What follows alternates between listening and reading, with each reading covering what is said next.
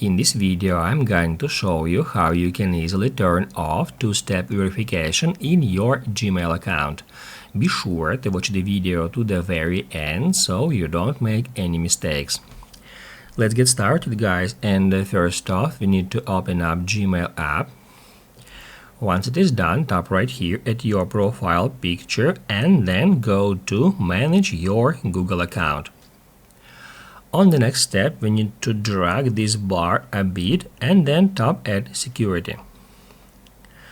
After that, right here, we can easily find two-step verification. We need to tap on it first.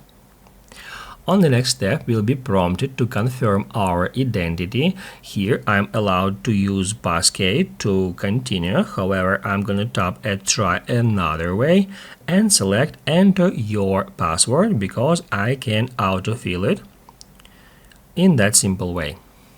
Once it is done, tap right here to head over to the next step. And that's where we can easily find this button which says Turn off two-step verification. To continue, just tap on it, and that's how you can easily turn off two-step verification in your Gmail account. Basically, guys, that's it. So if this video was helpful for you, don't forget to hit the like button.